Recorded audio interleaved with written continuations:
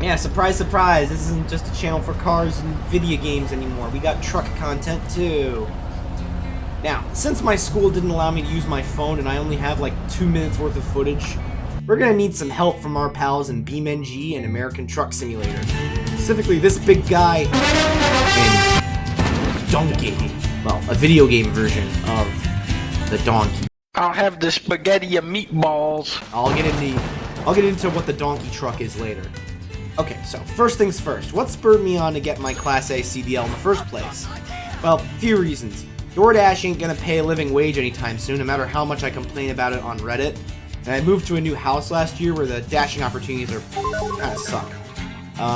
And obviously the third option of calling up Luigi isn't gonna work for me. Besides, I was sick of feeling tired and depressed every time I went to a car show. And anytime I saw my dream cars, I felt like they were forever out of reach.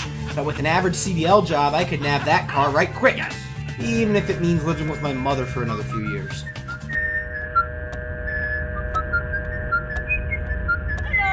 What are you looking at? So, now that I got my reasons squared away, how do you, yes, you, obtain a CDL? Well, first things first, you gotta understand what the different CDL types are. CDL Class A is the hardest to get, but the most versatile. You can drive everything. Semi-trucks, box trucks, garbage trucks, dump trucks, tow trucks. I don't know what else trucks. But the only real exception being like most buses, as you need passenger endorsements for that. Class B is basically everything Class A has, except no semi-trucks. No! Class C is for stuff even smaller than Class B vehicles, and I forget exactly what that means. So, since I have a Class A CDL, that's going to be the one we're focusing on. First things first, you have to get your CDL learner's permit. It's kind of similar to how you get a learner's permit for a car or motorcycle. Read this big old book of shit until all that knowledge juice is sloshing around in your head, and take a nerve-wracking test until you get your learners. But you need to take 3 different tests for a Class A CDL learner's permit thing. General knowledge, air brakes, and combination. Then, you gotta find either a grant to get into a good CDL school, or just pony up the cash if you got it. I was able to get a grant, so basically no student loan debt for me. Sure, it's still $10,000 or so on average, but that's way cheaper than whatever the fuck it costs to go to college. So, once you do all that, it's time to... No! It's time to sit in front of a tablet for almost 8 hours straight, completing courses and tests and shit for what they call ELDT, or Entry-Level Driver Training. It's painful, but you can get it done in the first week and a half or so. And to my shock, after doing all that, it was time to get to the real meat and potatoes of it all. Drive actual damn truck. But not after watching a long video about the big pre-trip inspection that you need to do on your test. Yes, for 3.5 months, I studied for 1 test. And that's what we're gonna need to get to do right now. And I'll show you some of what you need to get on your pre-trip. This may vary from school to school, state to state, test to test, so take everything I say with a grain of salt. I'm no expert. Also, I'm not gonna cover everything, because this video would be like 5 hours long if I did. Okay, so, first things first. You gotta chalk the truck's drive wheels, either with wheel chalks or like little blocks of wood that might be in the cabin or something. And say to the scary DMV guy, I am chalking the truck's drive wheels. Yeah, forgot to mention that you gotta call everything out to a scary DMV guy on the test. And to your instructor for the rest of the time. So, just pretend that you're the inspector and I'm calling this stuff out or something. I don't know. Then, you gotta enter the cab using 3 points of contact.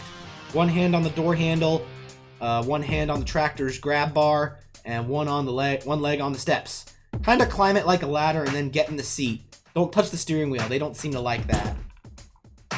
Then secure the cab, pull out both brakes, and then take the keys out.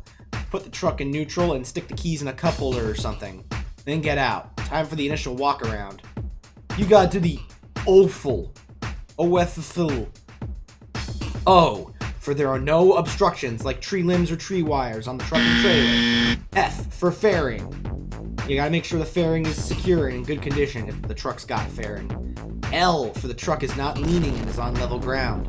Then L again. that there are no leaks or debris underneath the motor. Then you gotta call out basically all of your tires to make sure that there are no leaks or visual damage, like cracks or dry rot or something. Check to see if your truck's fuel tank is secure and the straps and seals are all good. Check again for overhead obstructions, I think. If your truck has a fuel tank for the refrigerated unit, call that out and say it's secure and the straps and seals are secure as well. Call out the landing gear, make sure that's secure, and give it a good tug. Call out the trailer tires, no leaks or visual damage. Then go back and check for obstructions again.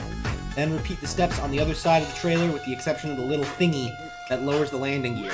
Remember to explain what would be on the trailer, like limbs, wires, or tree obstructions, or whatever. Get in the truck. Call out the glass to make sure it's got no crack. Crack? What the fuck? Check the windshield wipers, make sure they're not, like, gross. Check for the fire extinguisher, seatbelt, dial yourself in. Point where the fuses are. Check for the box with the 3 triangles inside. Then safe start the truck, which basically means starting the truck up in neutral with the brakes pulled. You gotta do that every time I call. I call it EB, Extinguisher Book Belt Box Breakers. It may not be the best acronym or the order you should do it in, but it worked for me. And if you're wondering about the book is where all the registration for the tractor and trailer are, insurance. Stick the key in, turn it to the on position, wait for the ABS to flash a few times before turning it off. That means the ABS is working. Then, you gotta start up the truck using the safe start method I mentioned. Check all the gauges, lights, such as high beams, low beams, signals, and hazards. Then, blare the horn really loud! You also gotta check the gauges, as I mentioned before, and those gauges include oil pressure between 40 and 60 psi, tachometer, gun the engine to make sure it goes up and no unusual noises are coming from it. This also gives you an excuse to rev that Cummins Big Cam or Cat 3408 you got under the hood. Voltmeter between 13 and 15 volts. Man, when was the last time you saw a voltmeter in anything from the factory? Fuel gauge, pretty self-explanatory, make sure it's full. Coolant temp should be between 180 and 200 degrees. Air pressure should be between 120 and 140 psi, depending on the truck. Sometimes trucks have 2 separate gauges. All you really need to know is to go off the primary air gauge. I'll explain how and why trucks need to compress, air and air blast later. Now the gauges are squared away, you gotta make sure the climate control works and the defroster works, and that the windshield wipers move and the juice works, i.e. the fluid that shoots out of them. If your truck is auto-tragic, go from reverse, neutral, drive, back to neutral, because fun fact, automatic rigs don't have a park button, just reverse, neutral, drive, and a lower manual mode, since they're just manuals controlled by computers. If your truck's got a stick shift, go up to first and second gear. No need to shift all 18 gears like you're in Fast and Furious or something. This one is the hardest part of the test for me, the air leakage test. This is super important if, say, the air system in your truck springs a leak or something. Other things go wrong, such as the braking system. It's radically different from a car. Why? Let me show you. Basically, in a normal car, the brakes are controlled by a master cylinder and fluid, but in a truck, it's compressed air that does the job. You gotta make sure it builds air properly and that the emergency release system works. Basically, if you run out of air, the parking brakes in the truck and trailer automatically come on and immobilize it. So, kill the motor, but leave it in neutral and leave the truck's accessories on, like the lights. Push in both brakes. You'll lose some air, but it's nothing to worry about. Should be between 8 and 10 psi. Call out how much air is left in the tanks afterwards. Put your foot on the foot brake and wait for the initial loss of air, about 5 or 8 psi, then it should level off. Keep your foot there for a solid minute. I like doing it for 1 minute and 10 seconds. Bringing the watch is a very good idea for this part of the test. If you let off after less than a minute, you're cooked. Make sure you didn't lose more than 4 psi in a minute. Then, mash the brakes until the low air warning light and buzzer go off. The buzzer usually makes a super annoying noise like this. Over here stroking my dick. I got lotion on my dick right now. I'm just... Usually comes on at 55 and 80 to 80 psi. Call out whatever air pressure it lands on and then say it should come on at 55 and above or so. Mash the foot pedal further until it goes down to 20 to 45 psi. Then the brakes should pop out and call out when they did and when they should. You know what I mean. Alright. Safe start the truck and build air back up. Call out when the buzzer turns off, usually at 55 psi. Then wait for the governor to cut out and the air dryer to release at 120 psi. Use this time while you're building up air to double check anything you may have missed before. As long as you catch it, it won't be held against you if you didn't catch it initially. The governor and air dryer releasing kind of sounds like the truck is, I don't know, have a listen. Yeah, it sounds like it's sighing or farting or both. I don't know. Secure the cab, as mentioned before. Key is out in the ignition, and the truck is now secure. Get out using 3 points of contact, and let the scary DMV guy know you're doing that. Remove the chocks from the wheels, and then move 10 paces in front of the truck, and 2 paces to your left. And place them in an X pattern, and you're setting up for your tug test. Re-enter the cab and push in the yellow tractor brake, but leave the red trailer brake out. For short, we'll just call it the warning sign and the stop sign. Then put the truck into gear. Then you tug it.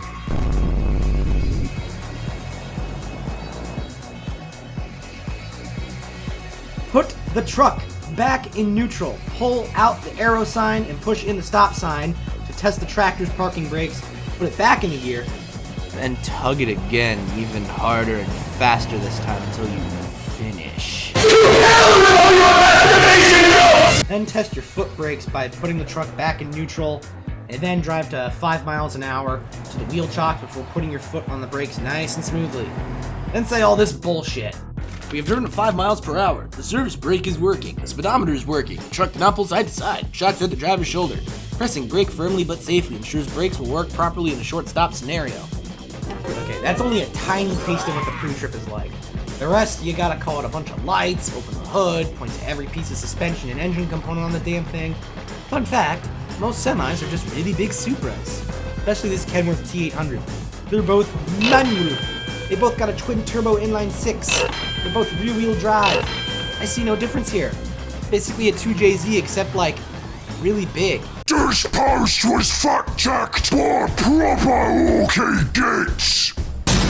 That's the fucking truth right there, mate. Yeah, just recapping this tiny fraction of the pre-trip is making me tired as shit. And giving me, like, Vietnam flashbacks to how nerve-wracking those days were. So, we'll move on to the other bits of the test you gotta practice for. The maneuvers. All of which require reversing. Straight back. Offsets.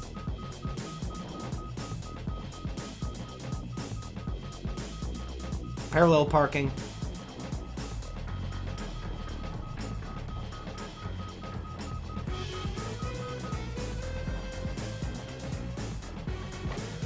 And alley docking.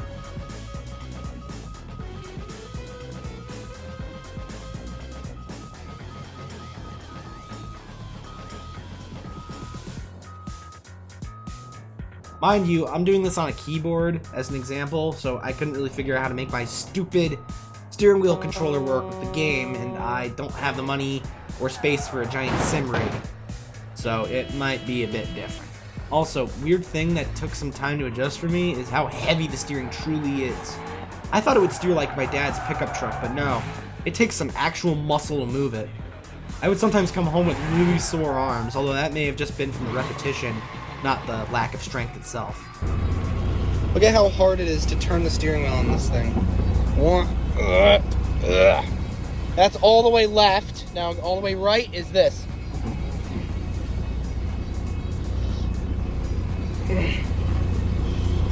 That's all the way right.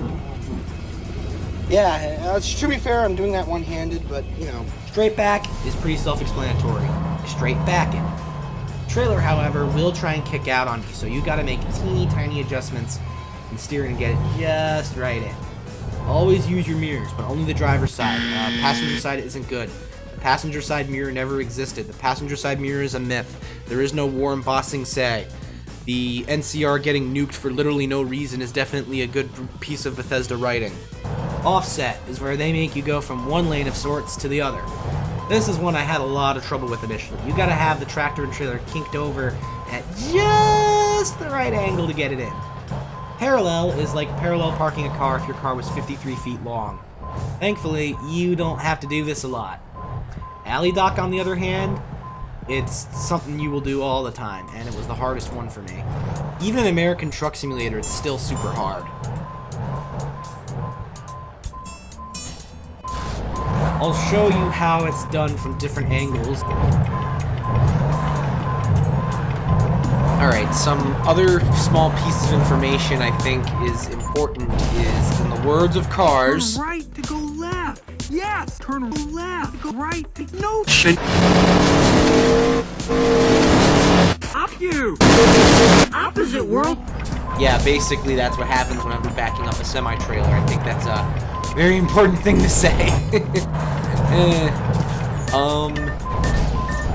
You get at least 2 pull-ups and 2 get-outs on your test. And if you can do more than one, but that means that you will get a 1 point, and if you do get 12 points, that means you fail. So, yeah, no pressure. Now it's time to get into my actual experience of test day, because I don't know if I really need to explain what the road test is like, other than that you need to swing wide, and you need to basically think of it as the road test you took for your regular driver's license when you were a teenager, except, you know, the vehicle you're driving is, like, really big. As big as your mom! Yo mom is so Xbox Live!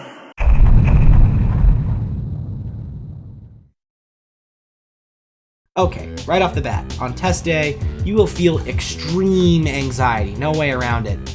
I remember barely being able to get any sleep and being made to come in around 7 a.m. sharp for this. Had to wait until one of the other students was done with her test. I think it was like, even at 7, and I didn't start my test properly until maybe 10 or 11. But just remember, not let your anxiety rule you. Then came time to see my tester. Hey y'all, Scott here. I need a bath. Yeah, his name was Scott, so I had to make the joke. This was it, the big moment. We got into the almighty donkey. And the pre-trip went okay until the air system stopped working properly and it was losing way too much air. The Donkler was designed to haul tiny trailers of Pepsi or beer or something.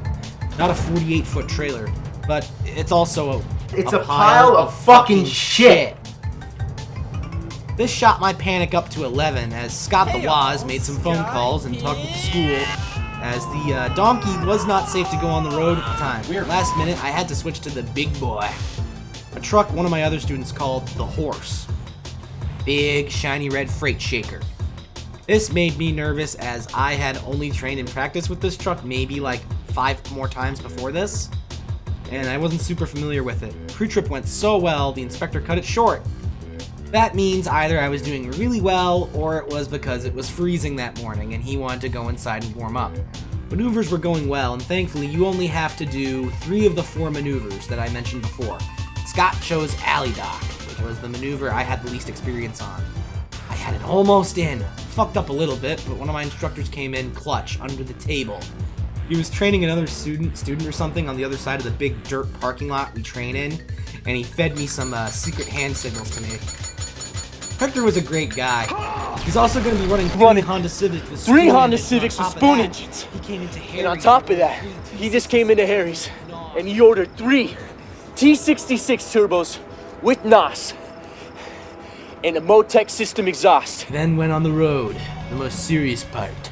I mumbled to myself like an animal and sweated like a pig. This was the only time I didn't do the customary big rig honk when passing by my cousin's place. He helped me put part of my Wagonar's body kit on, actually, and he was like literally on one of the routes we take on road test practice.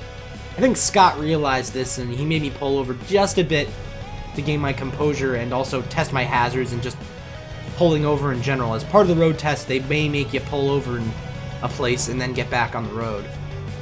I still remember on that home stretch, I could feel the blood rushing out of my head and pooling back into my body. I felt like I was gonna puke or pass out or both, but I had to keep going. I had to. This was for that R32 GTR, and/or FD-RX-7, and/or Mitsubishi Lancer Evolution 8, and/or 5 more Suzuki Wagon-Rs, and/or a sick-ass Decotora build. He finally made it, and I thought for sure I was gonna fail, but no. He passed me. What the I passed. I did it. He did it. I did it. He did it. You did it, sir. I did it! He did it. I did it! Atrocity is mine! Even I couldn't believe it. We all took a big group photo, and that was the end of that. And I soon will actually be getting a new job at that carrier that actually owns the school, and making big funny money. And unfortunately, make less YouTube videos in the process. But it will be worth it in time, don't you worry. Thank you for sitting all through that. I have been Dita. Keep the rubber side down, future super truckers. 10-4, good buddy.